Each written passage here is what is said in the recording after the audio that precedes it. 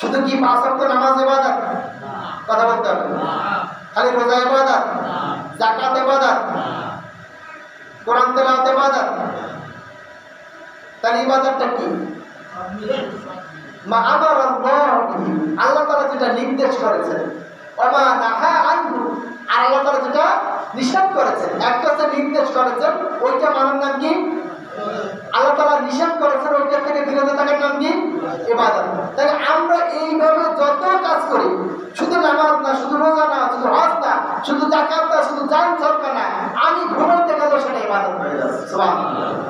আমি খাইতে গেলে সেটা ইবাদত করব, আমি কথা বলতে গেলে সেটা ইবাদত করব, আমি চলতে গেলে সেটা ইবাদত হবে, আমার চোখের দৃষ্টি সেটা ইবাদত হবে, আমার কানের শোনা সেটা ইবাদত হবে, আমার বিবাহ সেটা ইবাদত হবে, আমার সন্তান লালন পালন সেটা ইবাদত হবে, আমি দুনিয়ার জীবনে যা কিছু করব সবকিছু ইবাদত হবে, সবকিছু ইবাদত হবে।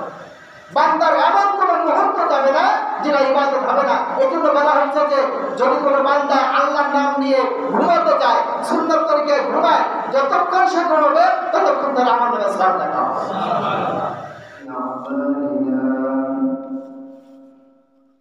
من يهده الله فلا مضل له ومن يضلله فلا هادي له ونشهد أن لا إله إلا الله وحده لا شريك له ونشهد أن سيدنا وحبيبنا ومولانا محمدا عبده ورسوله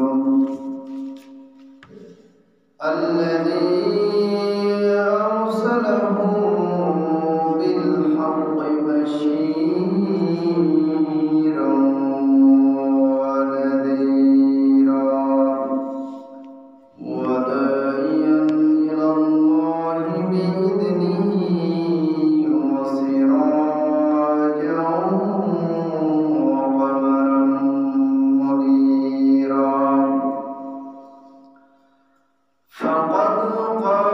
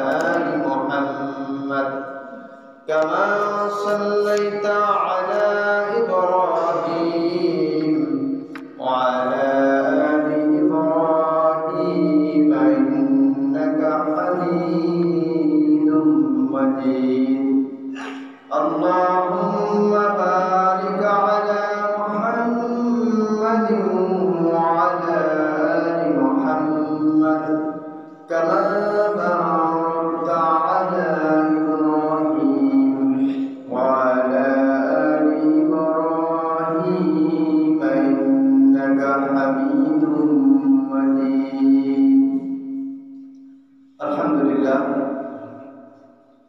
আল্লাহ তাআলার কাছে শুকরিয়া জ্ঞাপন করছি যে রব্বে করিম আমাদেরকে পবিত্র জুমার নামাজ আদায়ের লক্ষ্যে সমবেত হওয়ার সুযোগ দান করেছে। সকলে বলছি আলহামদুলিল্লাহ।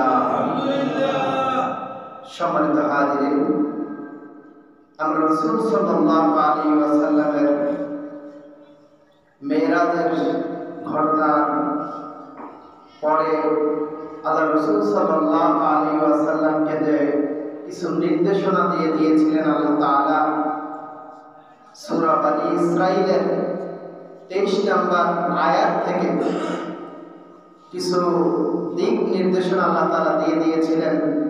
সেটার আলোকে আমি ইনশাআল্লাহ আজকে কথা বলার চেষ্টা করব। আল্লাহ তাওফীক ইল্লা বিল্লাহ। আল্লাহ সুবহানাহু ওয়া তাআলা আল্লাহ রাসূল সাল্লাল্লাহু আলাইহি ওয়াসাল্লামকে উদ্দেশ্য করে সারা দুনিয়ার মানুষকে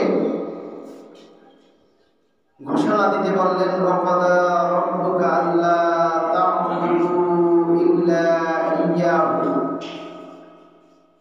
ওয়াকাদা আল্লাহ তাআলা ফয়সালা করে দিয়েছেন, রাব্বুকা তোমার রব, আল্লা তা'বুদু ইল্লা ইয়্যাহু, তার ছাড়া আর কারো ইবাদত করবা না। একমাত্র ইবাদত হবে কার? আল্লাহ তাআলা। আল্লাহ তাআলা এটা ফয়সালা দিয়ে দিয়েছেন। এটা কোনো কারো ইখতিয়ারে বা ঐচ্ছিক বিষয় না যে আমি মন চাইলে করলাম, মন চাইলে না করলাম না। বিষয়টা এমন না। এটা একটা রায়, একটা সিদ্ধান্ত। কে দিয়েছেন? আল্লাহ তাআলা দিয়েছেন। যেমন সাধারণ দুনিয়ার মানুষ ছোটখাটো একটা বিচার করলে সেই বিচার মানার না মানার ইখতিয়ার তার আছে, যে আপনি বিচার করেছেন, আমি এই বিচার মানি না। এখান থেকে যখন প্রশাসনিকভাবে কোনো ইউনো অথবা ডিওনো যখন কোনো ম্যাজিস্ট্রেট যখন একটা ফয়সালা দেয়, আপনি মুখের পরে ওটাকে বলতে পারেন না আমি এই ফয়সালা মানি না। আপনি পদ্ধতি অনুযায়ী আপনি কি করতে পারেন? আপনি হাইকোর্টে রিট করতে পারেন যে আমি এই বিচারটা মানলাম না, আমি একটা আইনের আশ্রয় নিলাম। আপনি চলে গেলেন হাইকোর্টে। হাইকোর্টের ফয়সালা আপনি নাও মানতে পারেন, কিন্তু ওখানে কি বৃত্তাঙ্গুলি দেখার কোনো সুযোগ নাই। আপনি চলে গেলেন সুপ্রিম কোর্টে। সুপ্রিম কোর্টে যে আপনি আর একটা আপিল করলেন, এখানে যখন ফয়সালা দিয়ে দেয় তখন এই বাংলাদেশে আর বিচারের আর কোনো জায়গা থাকে না, আপনার কাজ শেষ। এখন সুপ্রিম কোর্ট থেকে আপনাকে যে ফয়সালা দিয়ে দিবে এটা হচ্ছে চূড়ান্ত ফয়সালা, এটা মানতে আপনি বাধ্য। আল্লাহ তাআলা কি সুপ্রিম কোর্টের পাওয়ার নিয়ে বিচার করছেন নাকি তার চেয়ে বড় সুপ্রিম কোর্ট তার? হ্যাঁ, তার সিদ্ধান্ত পরিবর্তন করার ইখতিয়ার কি কারো আছে? হ্যাঁ, কারণে আল্লাহ তাআলা একেবারে চূড়ান্ত সিদ্ধান্ত দিয়ে দিয়েছেন যে আমি আল্লাহ সুবহানাহু ওয়া তাআলা তোমাকে নির্দেশ দিলাম এবং তুমি সব দুনিয়ার বুকে যত মানুষ আসবে কিয়ামত পর্যন্ত সমস্ত মানুষের জন্য একটাই ফয়সালা আমি দিয়ে দিলাম যে আমি ছাড়া আর কারো উপাসনা চলবে না, আমি ছাড়া আর কারো ইবাদত চলবে না। এখন আমরা আসি, আল্লাহ সুবহানাহু ওয়া তাআলা বললেন তা'বুদু ইবাদত। এখন ইবাদত করতে আমরা কি বুঝি? ইবাদতটা বোঝার জন্য আমাদেরকে সংজ্ঞা আসতে হবে। ইবাদত শব্দের অর্থ হচ্ছে আনুগত্য, আনুগত্য করা, মেনে চলা, গোলামি করা। কার কার কথা মেনে নেব? কার গোলামি করব? আল্লাহ তাআলা। সকল ক্ষেত্রে সব জায়গায় গোলামি হবে একমাত্র আল্লাহ তাআলা। আল্লাহ তাআলার গোলামি ব্যতীত অন্য কারো গোলামি করা যাবে না, অন্য কারো কথা মানা যাবে না। ইবাদতের অর্থ হচ্ছে আল্লাহ তাআলা যেটা নির্দেশ করেছেন সেই নির্দেশিত কথাগুলো মেনে নেওয়া এবং আল্লাহ তাআলা যেটাকে নিষেধ করেছেন ওটাকে পরিত্যাগ করা।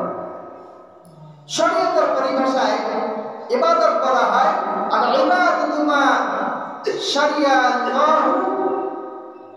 ইবাদত হচ্ছে আল্লাহ তাআলা যেটা বিধান দিয়েছেন। দুই নম্বর বলা হচ্ছে মা আমারা আল্লাহু বিহি, যেটা আল্লাহ তাআলা নির্দেশ করেছেন। ইসমু জামিউ লিকুল্লি মা ইউহিব্বুল্লাহু ওয়া ইয়ারদাহু। ইবাদত হচ্ছে সেইগুলো যেগুলো আল্লাহ তাআলা পছন্দ করেন এবং যেগুলো আল্লাহ তাআলা করলে পরে বান্দা করলে আল্লাহ তাআলা খুশি হন। আল্লাহ রাসূল সাল্লাল্লাহু আলাইহি ওয়াসাল্লাম এভাবে আল্লাহ তাআলা বলছেন যে ইবাদতের সংজ্ঞা বলছেন যে ইবাদত হচ্ছে সেটা যেটা আল্লাহ তাআলা করার জন্য নির্দেশ করেছেন প্রত্যেককে, এবং যেই কাজ থেকে আল্লাহ তাআলা নিষেধ করেছেন সেগুলো কি ইবাদত। এখন আমি যা করব সেটা যদি শরীয়ত সম্মত হয়, সেই কাজে যদি আল্লাহ তাআলা খুশি হন, সেটা কি হবে? ইবাদত হবে। এমন কাজ করলাম যে কাজটা করার পরে আল্লাহ তাআলা খুশি হলেন না, আল্লাহ তাআলা রাগান্বিত হলেন, কষ্ট পাইলেন, তাহলে কি সেটা ইবাদত হবে? হ্যাঁ, ইবাদত হবে না। সেক্ষেত্রে হক, দুইটা হক বলা হয়েছে, একটা হচ্ছে হাক্কুল্লাহ বা হাক্কুন নাস। হক রয়েছে, আল্লাহ তাআলার একটা হক আছে, আর একটা হক হচ্ছে বান্দার হক। তাহলে ইবাদতটা সাধারণত দুই প্রকার। কয় প্রকার? দুই প্রকার। একটা হচ্ছে মানুষের সাথে সম্পর্কিত, আরেকটা কি আল্লাহর সাথে সম্পর্কিত। আল্লাহর হক হচ্ছে পাঁচটা। কয়টা? পাঁচটা হক। এক নম্বর হক হচ্ছে যে আমার ইবাদতটাকে আরো চার ভাগে ভাগ করতে পারি আমরা। একটা হচ্ছে ইবাদত বিল লিসান, ইবাদত বিল কলব, ইবাদত বিল বাদান, ইবাদত বিল মাল। এই চারটা ইবাদতে আমরা আসতে পারি। একটা হচ্ছে অন্তরের ইবাদত, আরেকটা হচ্ছে মুখের ইবাদত, আরেকটা হচ্ছে শরীরের অঙ্গ প্রত্যঙ্গের ইবাদত, আরেকটা হচ্ছে সম্পদের ইবাদত। আমার এই সম্পদ এবং মাল এই দুইটা মিলে আরেকটা ইবাদত আছে, যেটাকে বলা হয় মালি ও বাদানি। শারীরিক ইবাদত আর মালি ইবাদত, আর্থিক ইবাদত যেটাকে আমরা বলি। অন্তরের ইবাদতের আল্লাহ তাআলার হক যেটা, সেটা হলো পাঁচটা। একটা হচ্ছে অন্তরের মাধ্যমে ইবাদত করা, যেমন ঈমান আনা। ঈমানটা কোন জায়গায়? অন্তরের বিশ্বাস। আমাদের সমাজে অসংখ্য মানুষ আছে যে মানুষ ভালো ভালো কাজ করে, কিন্তু কি নাই? অন্তরে বিশ্বাস নাই, ঈমান নাই। একজনে বলতেছিলেন যে ইহুদি খ্রিস্টানরাও তো অনেক ভালো কাজ করে, তাই তারা জাহান্নামে যাবে? কি বলেন আপনারা? কেন যাবে? কারণ তাদের তো অনেক ভালো আমল আছে। কেন যাবে? কারণ ওই আমলটা, ওই ইবাদতটা, আমরা ওটাকে ইবাদত করবো না, ওটাকে আমরা কাজ করবো। কল্যাণকর কাজ করেছে কিন্তু ইবাদত করে নাই। কারণ ইবাদত করার জন্য কাকে তো খুশি করা দরকার? আল্লাহকে খুশি করা দরকার, কিন্তু সে তো আল্লাহকে খুশি করার জন্য করে নাই, সে করছে কি? মানুষকে খুশি করার জন্য। অতএব মানুষের খুশি করার জন্য যে কাজটা করা হয় ওটা আল্লাহর ইবাদত হতে পারে না। কথা কি ক্লিয়ার? তাইলে যেহেতু ইহুদি খ্রিস্টানরা কাজ করে, তাহলে তার বিনিময় কি হবে?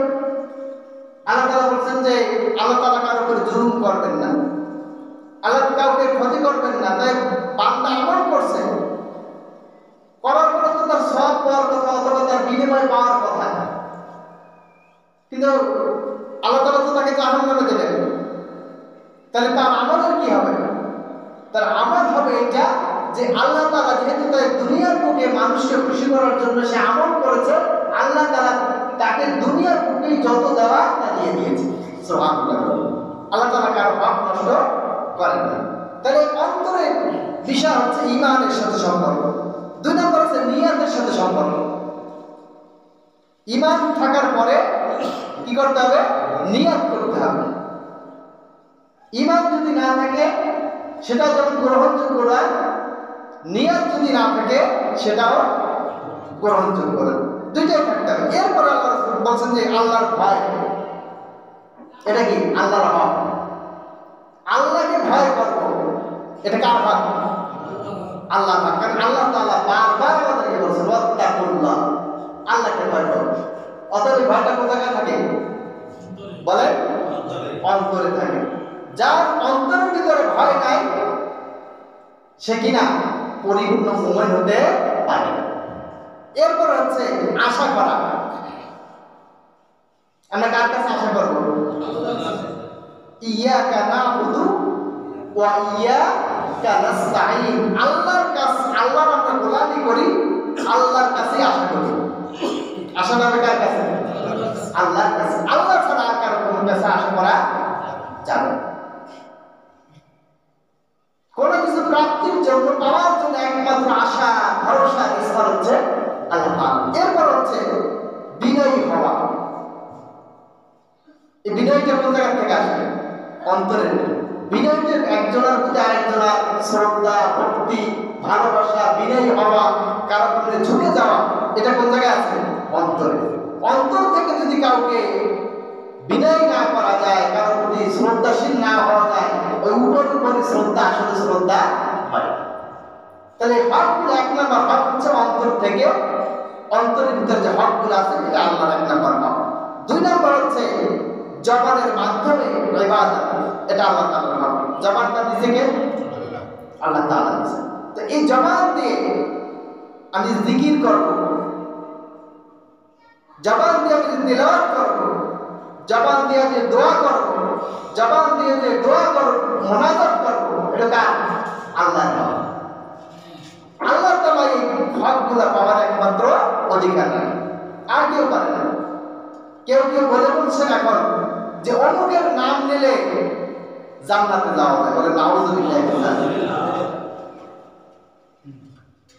কোরআনের শব্দ আছে, অসংখ্য শব্দ আছে, একটা দুইটা না, অসংখ্য শব্দ আছে। এই শব্দগুলো যদি আমি কোরআন তেলাওয়াতের মধ্যে তেলাওয়াত পড়ি, তাহলে প্রত্যেকটা শব্দের, প্রত্যেকটা অক্ষরের বিনিময়ে একটা নেকি, আর ওই একটা নেকি হচ্ছে 10টা নেকির সমান। সুবহানাল্লাহ। কিন্তু এর বাইরে যে আমি যদি বলি শয়তান শয়তান শয়তান শয়তান, আচ্ছা বলেন তো কয়টা নেকি হবে? হবে বলতে ইবলিস ইবলিস ইবলিস নেকি হবে? হবে না। কারণ এটা জিকিরের শব্দ না, আলাদা আলাদা জিকির শিখায় না। আমি কোরআন তেলাওয়াত করছি, শয়তানের নাম দিয়ে ওখানে সওয়াব আছে। কোন কারণে? কোরআন তেলাওয়াতের কারণে। তাহলে আল্লাহ তাআলা ব্যতীত অন্য কারো নাম যদি কেউ জপে, আর সেটা যদি মনে করে যে এটা জপলে সওয়াব হবে, নেকি হবে, জান্নাতে যাওয়া যাবে, তার কি ঈমান আছে? হ্যাঁ, আমাদের সমাজে কথা আমরা শুনতে পাই। আমার কানে শুনতে এই জন্য কথাগুলো বলা সবাই তো হাজির। তাহলে তারা কি ইবাদত সম্পর্কে জানে না, ইবাদতটা কি জিনিস সেটাই তারা জানে না। এরপর আমি আসি, এবার হচ্ছে শারীরিক ইবাদত। শারীরিক ইবাদত কি? নামাজ পড়ছি, এটা কিসের ইবাদত? শারীরিক ইবাদত। রোজা রাখি, কিসের ইবাদত? শারীরিক ইবাদত। তার শরীর দিয়ে যে কাজগুলো করে থাকি এটা হচ্ছে শারীরিক ইবাদত। এরপরে আসেন যে আর্থিক ইবাদত। কোনটা? যেমন আমি যাকাত দেই, ফিতরা দেই, সদকা করি, দান করি, কুরবানি করি, এগুলো কি? সব আর্থিক ইবাদত। এটা কার জন্য হবে? কিন্তু আমরা তো এই যা কিছু বলছি এর সাথে কি গোলাই ফেলাই। আল্লাহ তাআলা বলেন আল্লাহ তা'বুদু ইল্লা, তার ব্যতীত অন্য কারো কোনো উপাসনা করা যাবে না। তাহলে আমি যদি কাউকে দান করি, আর এই দানের যদি নিয়ত থাকে আল্লাহ তাআলা অন্য কারো খুশি করে, তাহলে সেটা ইবাদত হবে? আমার কথা বুঝতে হবে, কিন্তু সেটা কি ইবাদত হবে? আমি কুরবানি করলাম, আল্লাহ তাআলা কুরবানি করতে বলেছেন, কিন্তু আমি আল্লাহকে খুশি না করে অন্য কারোর জন্য কুরবানি করলাম, তাহলে কি এটা ইবাদত হবে? আল্লাহকে বাদ দিয়ে অন্য যাকে খুশি করার জন্য যে আমলটাই করা হোক না কেন সেটা কোনোদিন ইবাদত হতে পারে না। আল্লাহ তাআলা এটা স্পষ্ট বলে দিয়েছেন এটা কিনা ইবাদত না, আনুগত্যের ক্ষেত্রে একমাত্র আল্লাহর গোলামি করতে হবে। এরপর হচ্ছে শারীরিক এবং কি বলে মাল আর্থিক। শারীরিক আর্থিক এটা একটা ইবাদত, যেটা হচ্ছে আপনি যদি হজ করতে যান, আপনি যদি ওমরা করতে যান, তাহলে দুইটাই লাগবে। আপনার শরীরের সক্ষমতা না হলে আপনি কি করতে পারবেন না, হজ করতে যেতে পারবেন না। আবার আপনার শারীরিক সক্ষমতা আছে কিন্তু আর্থিক সঙ্গতি নেই, আপনি হজ করতেও যেতে পারবেন না, ওমরাও যেতে পারবেন। তাহলে এটা কিসের সাথে সম্পর্ক? দুইটার সাথে সম্পর্ক, শারীরিক সক্ষমতা, আর্থিক সক্ষমতা, দুইটাই প্রয়োজন। এই যা আছে, যা কিছু করব এটা কার জন্য হতে হবে? একমাত্র আল্লাহ তাআলার জন্য। এরপরে বলা হচ্ছে যে হকুল ইবাদ যেটা আছে, বান্দার হক, আল্লাহ তাআলা বান্দার হক আদায় করার জন্য নির্দেশ করেছেন। এখানে বান্দার হক কি কি আছে? যেমন তার উপরে জুলুম না করা, এটা বান্দার হক। বান্দার ক্ষতি না করা, এটা বান্দার হক। বান্দার ইজ্জত নষ্ট না করা, এটা কি হক। বান্দার ধোঁকা না দেওয়া, এটা কার হক? বান্দার। প্রতারণা না করা, সম্পদ আত্মসাৎ না করা, এই যেগুলো আছে এগুলোর কার হক? বান্দার হক।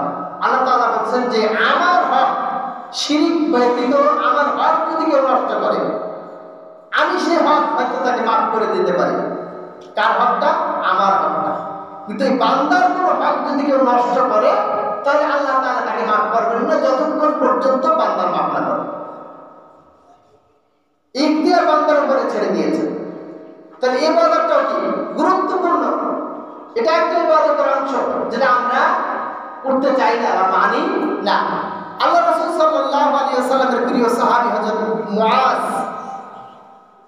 এই মুআজ রাদিয়াল্লাহু তাআলা আনহুর একটি হাদিস তিনি বলেন, আন মুআজ রাদিয়াল্লাহু তাআলা আনহু قال كنت ردف النبي صلى الله عليه وسلم على الحمار يقال له উফাইর। আল্লাহ রাসূল সাল্লাল্লাহু আলাইহি ওয়াসাল্লামের এই সাহাবী মুআজ তিনি বলেন যে আমি রাসূলুল্লাহ সাল্লাল্লাহু আলাইহি ওয়াসাল্লামের একটি গাধার পিঠে ছিলাম, আরোহণ করতেছিলাম। তার নাম ছিল উরাইফা। উফাইরা নামক একটা গাধার পিঠে। আমাদের যেমন মাঝে মাঝে গৃহপালিত প্রাণী যেগুলো থাকে মাঝে মাঝে নাম রাখি না আমরা, আল্লাহ রাসূলেরও কিছু কিছু প্রাণী ছিল যার নাম ছিল। তো উফাইরা নামক একটা গাধার পিঠে আল্লাহ রাসূল এবং হযরত মুআজ ইবনে জাবাল রাদিয়াল্লাহু তাআলা যাচ্ছিলেন।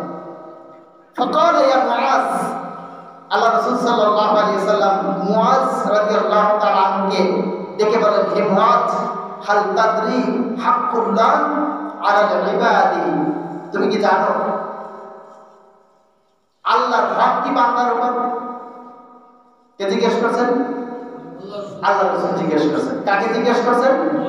মুআজ রাদিয়াল্লাহু তাআলা কে জিজ্ঞেস করছেন যে তুমি কি জানো যে বান্দার উপরে আল্লাহর কি হক আছে? এবং আমা হাক্কুল ইবাদ আলাল্লাহ, আর বান্দার উপরে আল্লাহর কি হক আছে? এক হচ্ছে আল্লাহর উপরে বান্দার হক, আর হচ্ছে বান্দার উপরে আল্লাহর হক, দুইটা হক। হযরত মুআজ ইবনে জাবাল রাদিয়াল্লাহু তাআলা উত্তর দিলেন, কুনতু আল্লাহ ওয়া রাসূলুহু আলাম, আল্লাহ এবং তার রাসূলই ভালো জানেন। সাহাবায়ে কেরাম অনেক কিছু জানার পরেও বলতেন যে জানি না, আল্লাহ রাসূল ভালো জানে। কেন বলেন? কারণ আল্লাহ এবং রাসূলের মুখ থেকে কিছু কথা যদি শুনতে পারে তাদের অন্তরটা তৃপ্ত হয়ে যাবে। সুবহানাল্লাহ। তাদের ভালো লাগতো, তারা চিন্তা করতেন যে হয়তো আল্লাহ তাআলার পক্ষ থেকে আরো ভালো কিছু মেসেজ, ইনফরমেশন, তথ্য আমাদের কাছে আসতে পারে। এভাবে তিনি জিজ্ঞেস করার ফলে তিনি উত্তর দিলেন আল্লাহ তার রাসূল ভালো জানেন। ক্বালা ফাইন্না হাক্কাল্লাহি আলাল ইবাদি, বান্দার যে বান্দার উপরে আল্লাহ আবুদু ওয়ালা ইউশরিকু বিহি শাইআন, যে বান্দা আল্লাহর ইবাদত করবে এই ইবাদতের সাথে কাউকে শরীক করবে না। এটা কি কার হক? আল্লাহর হক। তিনি বললেন যে বান্দা আল্লাহর ইবাদত করবে এই ইবাদতে কাউকে শরীক করবে না। ওয়া হাক্কুল ইবাদ আলাল্লাহি আল্লা ইউআযযিবু মান লা ইউশরিকু বিহি শাইআন। আর বান্দার হক হচ্ছে এটা, কোন বান্দা যদি শিরক মুক্ত ইবাদত করে আল্লাহ তাআলা তাকে শাস্তি দেবেন না। সুবহানাল্লাহ। কি করবেন না? শাস্তি দেবেন না। এটা আল্লাহ তাআলার পক্ষ থেকে ঘোষণা যে যে বান্দা আমাকে শিরক মুক্ত অবস্থায় আমার ইবাদত করবে, আমার কথা শুনবে, আমার গোলামি করবে, তাহলে তার কি হবে না? কোনো শাস্তি হবে না। দেবেন আমি শাস্তি। আল্লাহ তাআলা ওয়ারান্টি দিতেছেন।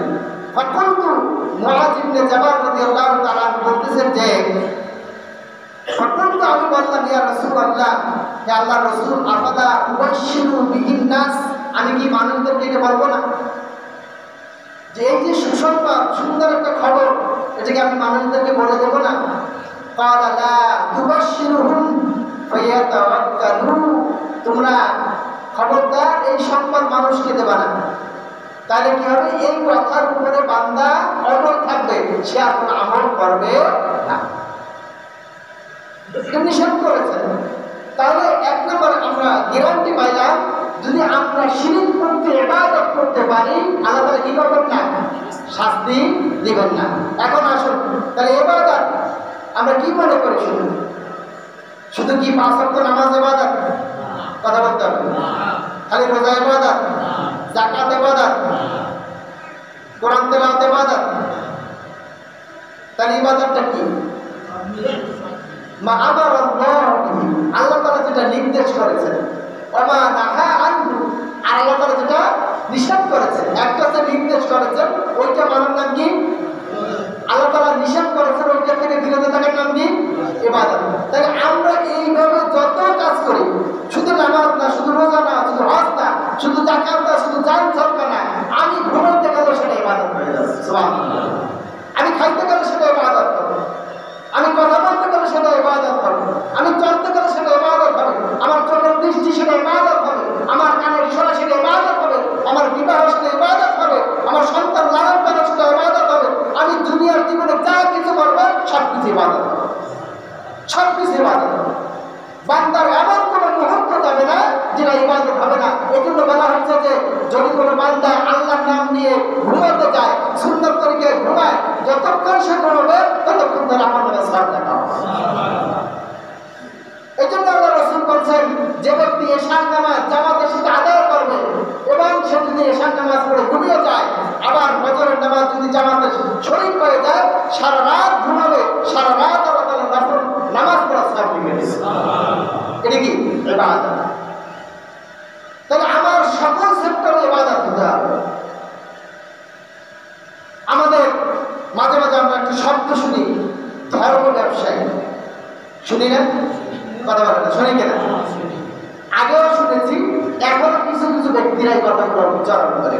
ধর্ম ব্যবসায়ী কাকে বলে?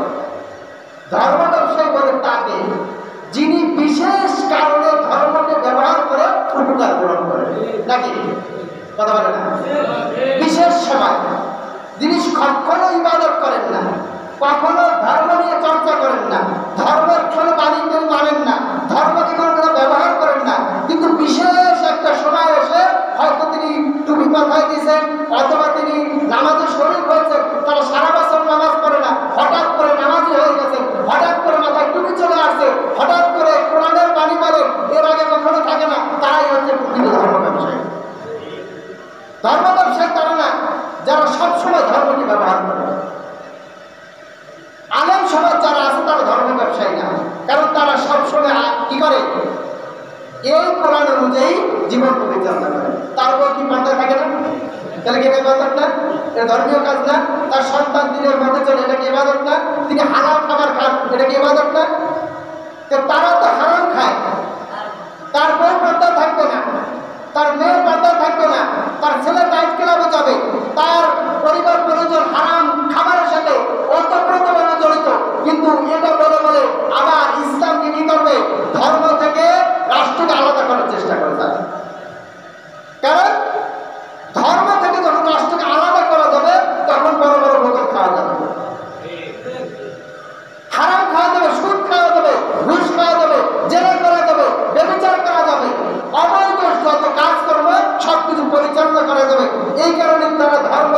সামনে আনতে চায় না। শুধুমাত্র মাঝে মাঝে লেবাস পোশাকে তারা ধর্মীয় ভাব নিজের ভিতরে তৈরি করে। এরাই হচ্ছে প্রকৃত যারা বলেন যারা ধর্ম ব্যবসায়ী, এরাই ধর্ম ব্যবসায়ী। আপনারা ধর্ম ব্যবসায়ীকে চিনবেন, আমরা তাদেরকে ঘৃণা করি। ধর্ম দিয়ে যারা ব্যবসা করে তাদেরকে আমরা ঘৃণা করি। আল্লাহ তাআলা বলছেন যে তোমার জীবনের শুরু থেকে শেষ পর্যন্ত সব জায়গায় কি মানতে হবে? কোরআন মানতে হবে। কোন জায়গায় মানতে হবে? সব জায়গায় মানতে হবে।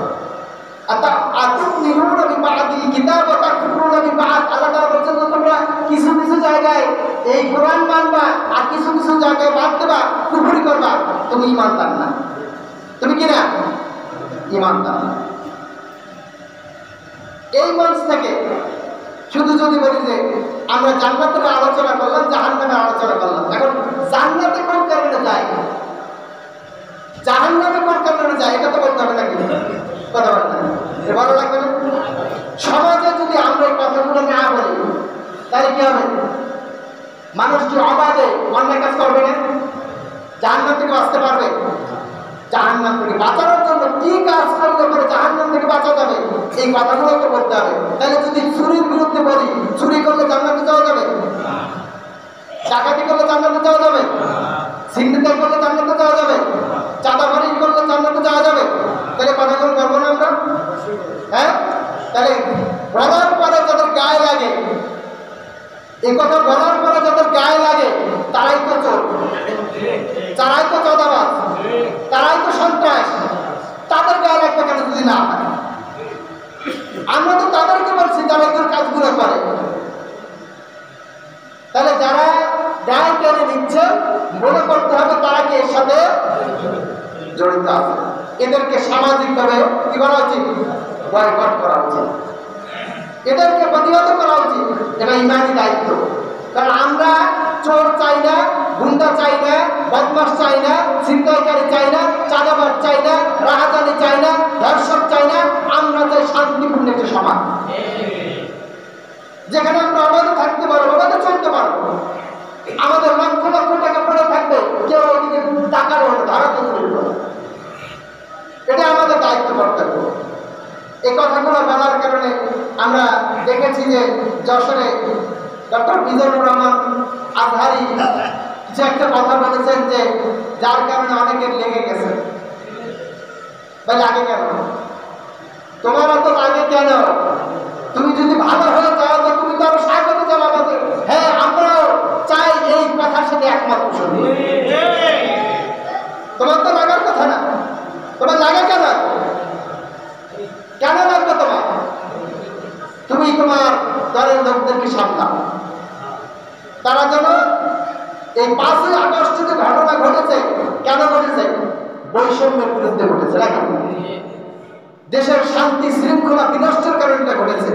তাহলে আমরা চাই না আবার দ্বিতীয়বার আবার এই ধরনের পরিবেশ তৈরি হোক, এটা আমরা চাই না। সবাই হাজির। এজন্য আমাদেরকে সোচ্চার হওয়া দরকার। এক ভণ্ডকে সে তো মোটামুটি একটা ঘোষণা দিয়ে দিয়েছে মিজানুর রহমান আজহারি, যদি মাথা কেটে কেউ নিয়ে আসতে পারে তাকে 10 লাখ টাকা পুরস্কার দেবে। কত বড় গাধা, কত বড় গর্দভ হতে পারে, কত বড় জাহেল হতে পারে, এই ধরনের বক্তব্য সে দিতে পারে। সবাই হাজির। এজন্য ইবাদতকে বুঝতে হবে। ইবাদতকে যদি বুঝতে ব্যর্থ হয় আপনি জান্নাতে যেতে পারবেন না, আমি জান্নাতে যেতে পারবো না। ইবাদতকে বুঝলে আপনি যা করবেন সেটি আপনার জন্য বরবাদ। ইবাদত বুঝবেন না, আপনি হাজারো চেষ্টা করলে জান্নাতে যেতে পারবেন। ইবাদত একবারে স্পষ্ট কথা, ইবাদত হচ্ছে যে আল্লাহর হুকুম এবং আল্লাহ তাআলা যেটা করতে বলেছেন এবং যেটা নিষেধ করেছেন, এবং করলে পরে আল্লাহ তাআলা যেটা করলে পরে আল্লাহ তাআলা খুশি সেটাই হচ্ছে ইবাদত। যা করতে গেল। এই জন্য আমরা দেখি যে সমাজে অনেক কিছু হয়, নামাজ পড়ার পরে বাইরে যাওয়ার পরে পরে আমরা শরীর আইনে বিশ্বাস করি না। কি আইনে বিশ্বাস করি না? কথা বলতেন শরিয়া আইনে। এই কথা কি কোনো মুসলমান বলতে পারে? কথা বলেন, এটা কি কোনো মুসলমানের বক্তব্য? এটা সরাসরি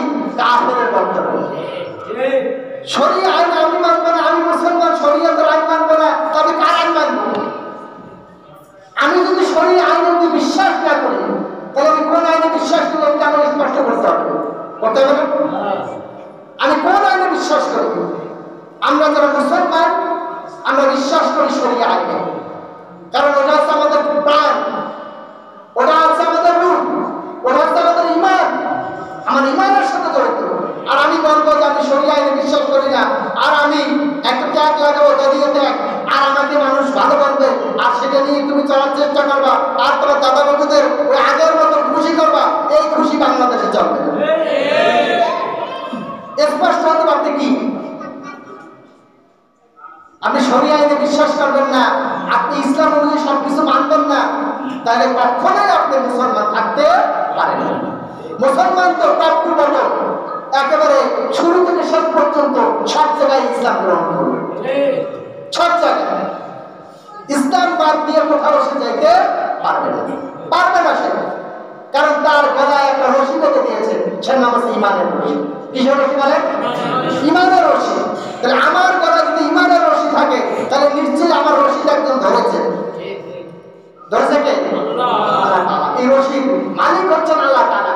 আল্লাহ তাআলা যেদিকে টানবেন সেদিকে যাইতে আমি বাধ্য। আর আমি যদি মুসলিম করি, তাহলে আমি আল্লাহর সাথে সম্পর্ক রাখতে পারি না। সবাইকে হাজির। এই জন্য ধর্ম ব্যবসায়ীদের আমাদের চিনতে হবে, কারা ধর্ম ব্যবসায়ী।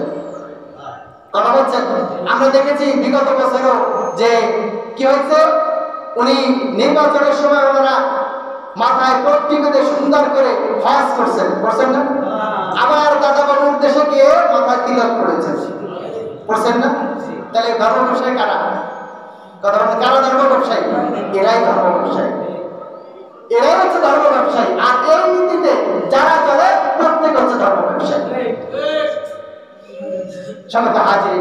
এই জন্য ধর্ম ব্যবসায়ীদের চিহ্নিত করে তাদের বয়কট করতে হবে। এরা হচ্ছে মুনাফিক, এরা নামে মুসলিম কিন্তু বাস্তবে হচ্ছে কি মুনাফিক। ওয়াইদা লাকুল্লাযীনা আমানু ক্বালু আমান্না ওয়াইদা খালাউ ইলা শায়াতিনহিম ক্বালু ইন্না মাআকুম ইন্নামা নাহনু মুস্তাহজিউন। আল্লাহ তাআলা স্পষ্ট বলে দিয়েছেন যে তারা হচ্ছে চরিত্রের লোক, যারা তারা যখন ঈমানদারদের সাথে মেশে, যখন মুসলমানদের উপরে ফাংশনে আসে, তখন তারা বড় বড় বক্তৃতা দেয়, মুসলমানের কথা বলে। আবার যখন তারা থেকে দূরে সরে যায়, যখন শয়তানদের সাথে মেশে, যখন ওই প্রেতাত্মাদের সাথে মেশে, যখন ইবলিসের গোষ্ঠীর সাথে মেশে, আবু জাহেল, আবু লাহাব, উতবা, সাইবার উত্তরসূরি যারা আছে তাদের সাথে যখন মেশে, তখন বলে যে আমরা তো তোমাদের সাথে আছি। ওই মাঝে মাঝে তাই একটু তাদের ধোঁকা দেয়। এটা তাদের চরিত্র। আমরা সেই চরিত্র বলা মানুষকে বিশ্বাস করি না, আমরা বিশ্বাস করি না। আমরা একমাত্র আমানতু বিল্লাহ, কার উপর ঈমান আছে? আল্লাহর উপর। ঈমানের উপরে আমরা টিকে থাকার চেষ্টা করব আজীবন। কারণ আমার দুনিয়ার জীবনের কোনো ভ্যালু নাই। আমার দুনিয়ার জীবন যে কোনো সময় চলে যেতে পারে, যে কোনো সময় চলে যেতে পারে, মুহূর্তের মধ্যে।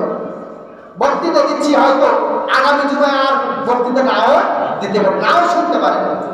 এখানে যারা আসি এমনও হতে পারে কয়েকদিন পরে আর শুনলাম যে কি আজকে রাত্রে এমন হতে পারে যে অনুজ্ঞার দুনিয়া হতে পারে না। তাহলে আমার এই সামান্য অনিশ্চিত দুনিয়ার জন্য কেন আমি আমার এই গুরুত্বপূর্ণ একটা জিনিস ঈমানকে আমি ওই বলিদান করবো? কোন কারণে করবো? আপনি বলেন? আমরা ঈমানের সাথে কাউকে আপোষ করবো? আমার ঈমান আমি ঠিক, তারপর দুনিয়া যা হয় হবে। আমার ঈমানের সাথে যারা গাদ্দারি করবে, আমার ঈমানকে যারা নষ্ট করতে চাইবে, আমার ঈমানকে যারা চুরি করতে চাইবে, তাদের সাথে আমরা আপোষ করবো না, তাদের সাথে কোনো আপোষ হবে না। আমরা একমাত্র আল্লাহ তাআলার গোলামীকে মেনে নিয়েছি, এটাই আমাদের মুক্তির পথ। আল্লাহর গোলামের মধ্যে আমাদের রয়েছে মুক্তির পথ, নাজাতের পথ, জান্নাতের পথ। এটাই আমরা করে যাব। সে কে রাজি হলো আর কে রাজি হলো না, কে খুশি হলো কি হলো না, এটা আমার দেখার বিষয়। সবাইকে হাজির। ঠুনকো বিষয়ের সাথে আপোষ করে আপনার ঈমান নষ্ট করবেন না। ঈমান অত্যন্ত গুরুত্বপূর্ণ। আমি আগে বলেছিলাম, ঈমানের একজন ঈমানদার একটা সিজদার মূল্য দুনিয়ার চাইতে উত্তম। দুনিয়ার চাইতে উত্তম। দুনিয়া যা কিছু আছে সব কিছু যদি একটা পাল্লায় রাখা হয়, আর একজন ঈমানদারের একটা সিজদা যদি এক পাল্লায় রাখা হয়, তাহলে ঈমানদারের সিজদার দামটা আল্লাহ তাআলা অনেক বেশি। এই জন্য ঈমানের সাথে কাউকে আপোষ করতে দেবো, ঈমানের সাথে কাউকে আপোষ করতে দেবো না। আমার জীবন চলে যাবে, আমার ঈমান যেতে পারে না। আমি ঈমানের সাথে গাদ্দারি করতে পারি না। সবাইকে হাজির। এই জন্য আপনাদের কাছে অনুরোধ করব, আমার কোরআনের সাথে যেখানে কন্ট্রাডিকশন হবে, সে যেই হোক না কেন, আমরা ওটাকে লাথি মারি। কি মারি বলেন? লাথি মারি ওটাকে। আমার কোরআনের সাথে ভাবে আমার কোরআনকে প্রাধান্য দেবে, বাকি যা আছে সব বাদ আমার সামনে আনবেন। কোরআনের সাথে যদি সম্পর্ক থাকে, রাসূলের আদর্শের সাথে যদি সম্পর্ক থাকে, তাহলে সেটা আমি মেনে নেব, সেটা আমার কোনো আপত্তি নাই। কিন্তু কোরআন এবং রাসূলের আদর্শ বিরোধী যদি কোনো কর্মকাণ্ড হয়, তার সাথে আমি কি করতে পারি না? একত্রতা ঘোষণা করতে পারি না। করবো আমরা? ঠিক আছে তো? এই জবানে ঠিক থাকতে হবে, এই জবানে ঠিক থাকতে হবে। কারণ আমাদের আসল ঠিকানা কোথায়? জান্নাত। আমরা জান্নাতে যেতে চাই। এই দুনিয়ায় যারা আছে তার ভিতরে একটা হচ্ছে শয়তান দুই প্রকার। একটা হচ্ছে শয়তান আজাজিল শয়তান, জিন শয়তান, আর একটা হচ্ছে মানুষরূপী শয়তান। যে মানুষরূপী শয়তানগুলোকে আমরা দুনিয়া অনেকে মনে করে যে বড় বড়, তারা কি আমার বড় বড় বস, বড় বড় নেতা। আসলে তারা নেতা না, ওরা হচ্ছে জাহান্নামে যাওয়ার হোতা। কি বলেন? জাহান্নামে যাওয়ার হোতা তারা। তারা আপনাকে জাহান্নামের দিকে আহ্বান করছে, আপনাকে সমাজতন্ত্রের দিকে আহ্বান করছে, আপনাকে ধর্ম নিরপেক্ষতাবাদের দিকে আহ্বান করছে। এই আহ্বানে যারা সাড়া দেবে তারা একেবারে ঈমান থেকে খারেজ হয়ে যাবে, তার ভেতরে ঈমান থাকবে। এজন্য যা করেন তা করেন, সাবধানে করার চেষ্টা করবেন। কথা মুখে আসলেই বলার চেষ্টা করবেন না। কথাটা কোন লাইনে যাচ্ছে, কোরআন সুন্নাহর বিরুদ্ধে যাচ্ছে কিনা, এটা মাথায় নিয়েই কথা বলতে হবে। যে কথাগুলো বললাম, আমি সহ আমাদের সকলকে এই কথার উপর আমল করার তৌফিক দান করুন। আসসালামু আলাইকুম ওয়া রাহমাতুল্লাহি ওয়া বারাকাতুহু।